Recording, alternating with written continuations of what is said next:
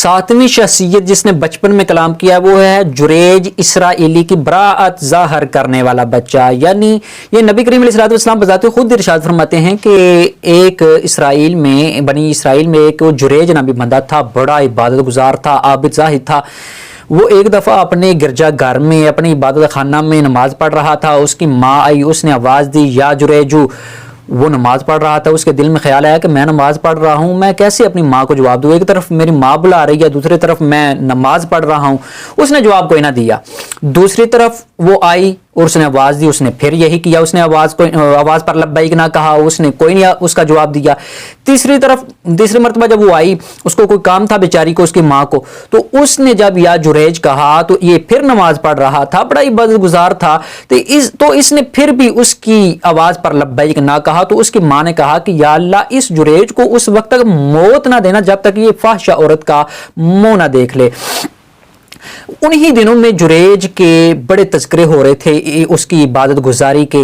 تو ایک عورت ان لوگوں میں جا کر جو تذکرے کر رہے تھے ان میں جا کر اس نے کہا کہ اگر تم چاہتے ہو تو میں جریج کو کسی فتنے میں مبتلا نہ کر دوں. لوگوں نے کہا کیوں نہیں، ہم تو چاہتے یہ ہیں، وہ تو پہلے ہی بدبخت یہ چاہتے تھے. انہوں نے یہ کہا کہ ٹھیک ہے تم اس کو کسی فتنے میں مبتلا کرو. وہ فاحشہ عورت وہ گئی اس کے پاس، جریج کے پاس، اور اس کو کہا کہ میرے ساتھ جو ہے وہ فعل بد کرو. جریج نے اس کی طرف کوئی دھیان نہ دیا ہے. تو جب اس کو غصہ آیا تو اس نے کیا کیا کہ ایک چرواہے سے وہ فعل بد کیا. کچھ ماہ کے بعد، کچھ عرصے کے بعد ایک بچہ پیدا ہوا. لوگوں نے کہا فاحشہ عورت کو، وہ ایک پورے منصوبہ بندی پری پلانڈ تھا وہ سارا. تو اس نے کہا کہ لوگوں نے کہا کہ یہ جو بچہ یہ کون ہے؟ تو اس نے کہا کہ یہ تو جریج کا بچہ ہے. لوگ جو ہے وہ جریج کے گرجا گھر پر ٹوٹ پڑے اور اس کا گرجا گھر توڑ دیا، اس کو گلم گلوچ کی، اس کو مارا پیٹا. جریج کہنے لگا اے اللہ کے بندے مجھے تو بتاؤ میرا قصور کیا ہے؟ انہوں نے کہا جی یہ دیکھے یہ جو عورت ہے اس کا جو بچہ ہے تم نے اس کے ساتھ فعل بد کیا تھا، بدکاری کی تھی، تو یہ بچہ ہوا ہے اس میں سے. تو جریج نے کہا اے اللہ کے بندو یہ میرا بیٹا نہیں ہے، یہ میرا بچہ نہیں ہے، پتہ نہیں کس کے ساتھ اس نے کوئی فعل بد کیا اور یہ اس کا بچہ ہے.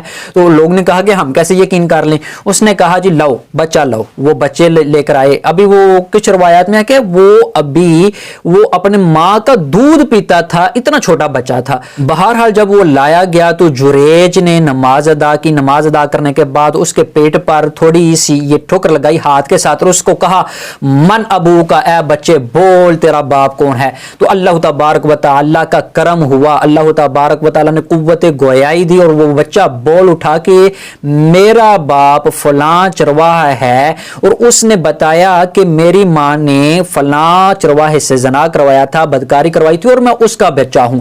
تو پھر لوگ جو ہے بڑے شرمندہ ہوئے، بڑے رسوا ہوئے. اس نے کہا جی اے جریج ہم تم سے معافی کے طلبگار ہیں اور اگر تم چاہتے ہو تو ہم تمہارا گرجا گھر سونے کا بنا دیتے ہیں. لیکن جریج کو اس میں کوئی شے مطلوب نہیں تھی. جریج نے کہا جیسے پہلا بنا ہوا تھا ویسے بنا دو. تو نبی کریم علیہ الصلوۃ والسلام فرماتے ہیں کہ اگر جریج فقیہ ہوتا تو وہ ماں کا جواب دیتا.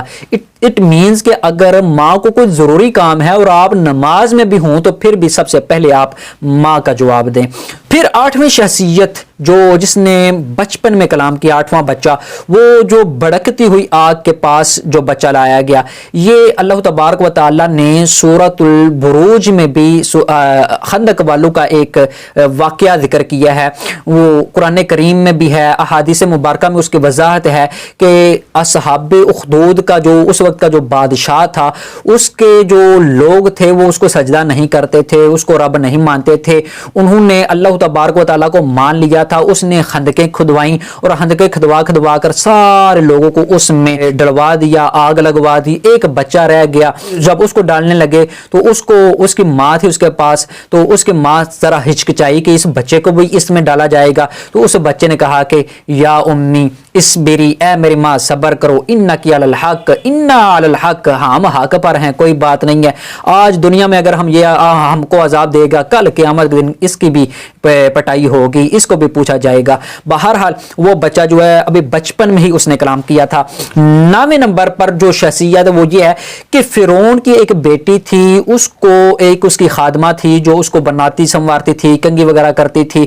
ایک دفعہ وہ اس کو کنگھی کر رہی تھی اس کی بیٹی کو، تو اس کے ہاتھ سے وہ وہ کنگا نیچے گر گیا، اس کے منہ سے بے ساختہ نکل پڑا بسم اللہ، اللہ کے نام سے۔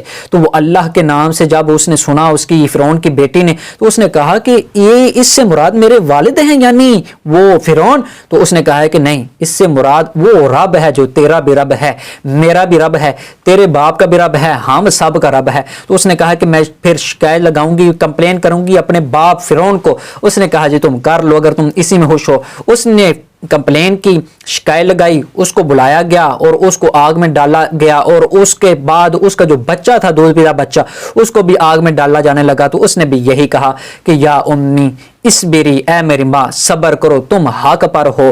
تو اس کو بھی پھر آگ میں ڈال دیا گیا۔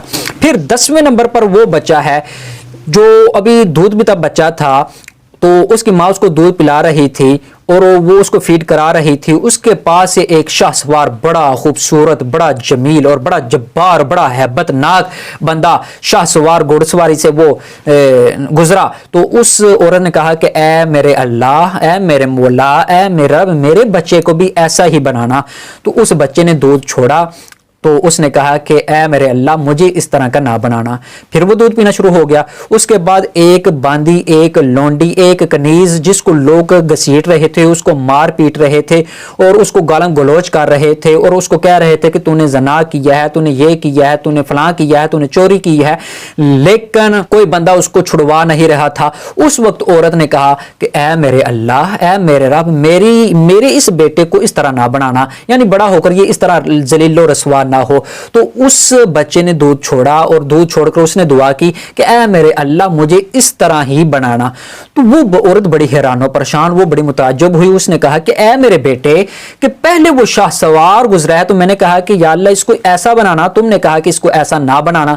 پھر ایک عورت گزری ہے، میں نے کہا کہ اس کو ایسا نہ بنانا یا اللہ، تو تم نے کہا کہ مجھے ایسا ہی بنانا۔ تو اس نے کہا کہ وہ جو شاہ سوار تھا وہ ظالم تھا، کافر تھا، میں نے دعا کی اللہ تبارک و تعالی مجھے ایسا نہ بنانا۔ اور جو عورت تھی اس کو لوگ کہہ رہے تھے کہ تو نے فعل بد کیا ہے، تو نے زنا کیا ہے، تو نے چوری کیا، حالانکہ اس نے ایسا کچھ نہیں کیا تھا، وہ مومنہ تھی۔ میں نے دعا کی اللہ تبارک و تعالی مجھے بھی مومن ہی بنانا۔ یہ 10 لوگ تھے آج ہماری ویڈیو میں جو ہم نے آپ کو گنوائے ہیں جنہوں نے بچپن میں ہی کلام کیا۔ 11ویں نمبر پر بھی ایک ہے مبارک یمامہ کے بارے میں ملتا ہے کہ انہوں نے بچپن میں کلام کیا تھا۔ یہ حضرت مورد بیان کرتے ہیں کہ میں نے نبی کریم علیہ السلام کے ساتھ حجۃ الوداع کیا اور میں مکہ میں جب داخل ہوا تو میں نے دیکھا کہ نبی کریم علیہ السلام کا چہرہ مبارک روشن ہے اور وہ چاند کی طرح چمک رہا ہے۔ وَسَمِعْتُ مِنْهُ عَجَبًا، میں نے ان سے عجیب چیزیں سنی۔ جَاءَهُ رَجُلٌ بِغُلَامٍ يَوْمَ وُلِدَ، اور اس وقت ایک بندہ آیا اور اس کے پاس ایک ایسا بچہ تھا جو اسی دن پیدا ہوا تھا، اسی دن پیدا ہونے والا بچہ۔ تو نبی کریم علیہ السلام نے فرمایا اس بچے کو مخاطب ہو کر، یا غلام، اے بچے، من انا، میں کون ہوں؟ قال، تو وہ بچہ اللہ تبارک و تعالی نے قوت گویائی اس کو بخشی اور وہ بول اٹھا، انت رسول اللہ، آپ اللہ تعالیٰ کے رسول ہیں۔ نبی کریم علیہ السلام نے بچے کو خطاب کرتے ہوئے بچے سے مخاطب، اور آپ نے فرمایا صدقت بارک اللہ فی، تم نے سچ کہا، اللہ تبارک و تعالیٰ تجھ میں برکت رکھے۔ ثم ان الغلام لم يتکلم، راوی بیان کرتے ہیں کہ پھر غلام نے، وہ بچے نے کلام نہیں کیا، بعد ذالک حتی شب، یہاں تک کہ وہ جب بچے بڑے ہوتے ہیں وہ کلام کرنا شروع ہوتے ہیں تو پھر اس نے اس وقت کلام کیا، اور اس کا نام جو ہے وہ مبارک الیمامہ رکھا گیا۔ یعنی یہ 11واں بچہ ہے جس نے بچپن میں ہی، جس دن وہ پیدا ہوا اس دن ہی اس نے ہمارے پیارے نبی کریم رؤوف الرحیم علیہ تحیت و تسلیم کے سچے ہونے کی، نبی ہونے کی گواہی دی تھی۔ اللہ تبارک و تعالی ہمیں صراط مستقیم پر چلنے کی توفیق عطا فرمائے۔ السلام علیکم ورحمۃ اللہ وبرکاتہ۔